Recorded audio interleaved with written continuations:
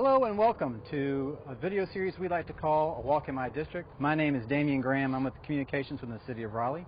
And today we have with us Councilmember David Knight. Councilmember, good to see you. Good to see you. Thanks for having me today. Glad you are here. And so if anybody has watched the show before, you know that we invite all of our council members to come on board and pick a spot that they would like to highlight. And today you picked the North Carolina Museum of Art.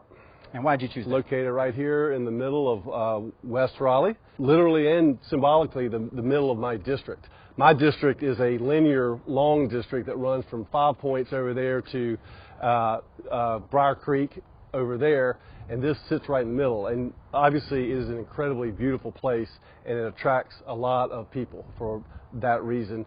These incredible art installations out here, as well as the art exhibits inside.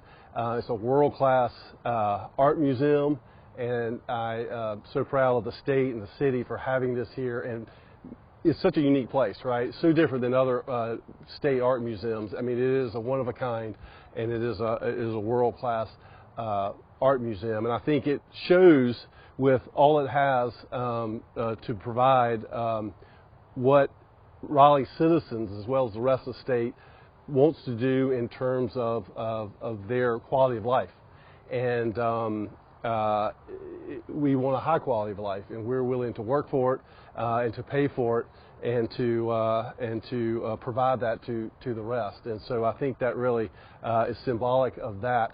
And it's not only symbolic in the middle of my district geographically, it really shows these it shows what kind of attractions we have here. We have the greenways that come in to the art museum. You can go almost in every direction by foot or on bike or scooter or whatever you want to do. And also the assets. We have a world-class hospital right over here at Rex Hospital with all of its facilities and clinics. You also have PNC Arena right down the road, which is the home of the Carolina Hurricanes and Wolfpack basketball. So it really shows what we have to offer as a city. It also speaks to the future of Raleigh and the potential that Raleigh has. We're getting ready to bring in the Department of Health and Human Services. We're getting ready to bring in Bandwidth, which is a homegrown, incredibly successful company with hundreds of employees over here.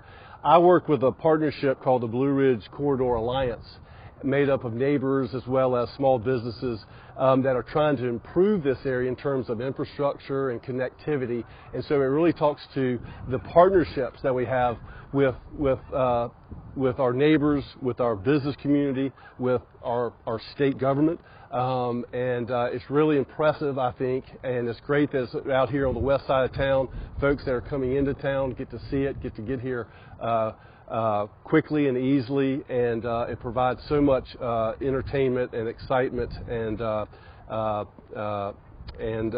things to do for the citizens of Raleigh as well as the rest of the state. So that's why I chose this place in a long answer. No, it's a great answer, and frankly I hadn't thought about it that way. It's very symbolic of what makes up Raleigh, right? We have this gorgeous natural landscape that's intertwined with business, education, athletics, and art. So good choice, good choice. So Councilmember Knight, you are, like many of the folks on our council this year, are new to council, first term.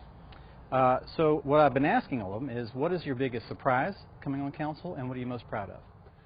So I may be repeating a lot of what the newer folks have said. You know, half the council came in a couple of months before the pandemic started, and so it's all got to put in a context of trying to govern within and during a hopefully once in a lifetime world international issue such as the pandemic, and with all the negatives that were occurring, how to keep people moving forward, how to keep providing services, and really how to keep people optimistic about the future. And so I'm excited to have been part of a council that worked really hard, and I think actually got a lot of things done with the help of I think a great staff. And that's really what I have found to be surprising, is that you get in this role, and even in spite of the things that we've had to deal with in the last year and a half, is that you really can get things done because of the team that we have here put together in Raleigh with the staff and the rest of the council. But really, the citizens of Raleigh are, I've found to be. I've lived here for a long time, and we're, I think, a resilient bunch, and folks that are very interested in community. And it's been good to be able to come in and take a little different role in trying to help us move through a very tough time and be able to come out of it. And I think even though we're still in the COVID situation and still having issues, and there's been a spike lately, I see a bright future for Raleigh.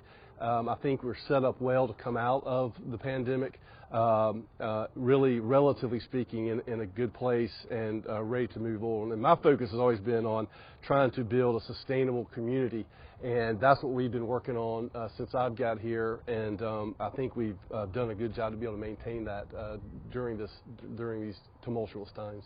So, speaking of surprises, something has come up within the city that no one probably ever would have predicted.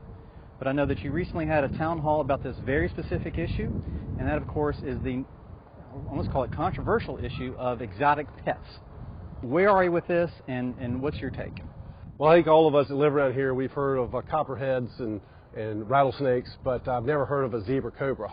And, a few weeks ago, one of those venomous deadly snakes got loose in Raleigh, right here in my district, not far from where we are right now. And obviously it came to surprise a lot of folks, including the neighbors especially, who didn't know that such a thing existed in their neighborhood. And I know a lot of folks have had fun with it, made light of it, and now that it's over, the snake has been captured, tragedy has been averted, truly.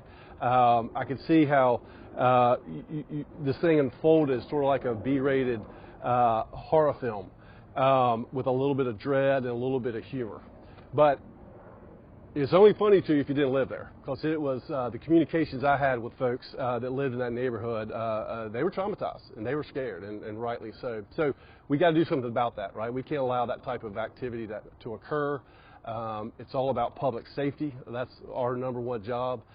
That's part of a high quality of life for our citizens, is to ensure that they are safe, and that's our responsibility to do that. And so now we're working through the process of how such a regulation would look, an ordinance would look.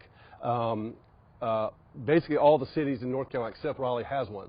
All the states in the nation have one except maybe 4.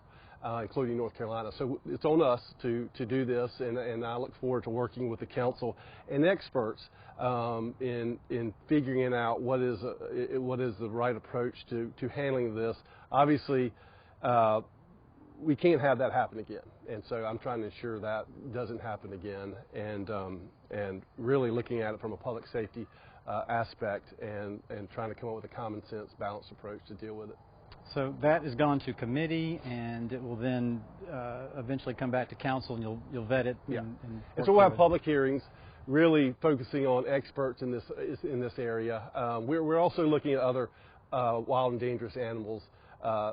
Certainly, you don't need to have a lion in your house, and that's happened in other places, or a chimpanzee. We know the damage those animals can do, and obviously it's also very unfair to have those in a caged urban environment. So we're going to deal with those as well, and try to make sure that we cover the bases, and make sure nothing like this happens again. So, well, speaking of the fall and the winter, this is certainly an important conversation to have, but there are other bigger issues coming before the council this coming fall and winter. What are some things that we can look out for? What we have before us this fall that I'm really excited about working on is the upcoming Parks Bond that will be on the ballot next year. And so we will be working on how that's going to look, where's the money going to go in terms of what parks, new parks versus park upgrades versus new greenways versus, with greenway upgrades, that type of thing. And most of all, I'm really interested in getting Dix Park moving and getting aspects of it designed, built on the ground, and that's going to be happening this fall and next year. So I'm really excited about the future of Dix Park and the city's partnership with the state and with the Dix Park Conservancy to get that going and get that moving for the people not only of Raleigh but the state and the world. So that's an exciting thing in front of us and shows again what's coming for Raleigh in the future of Raleigh. That's great. Well, Councilmember Knight, we're so appreciative of you taking time. It is middle of August and I am sweating and you're doing great too, but we appreciate y'all watching and we will see you next time.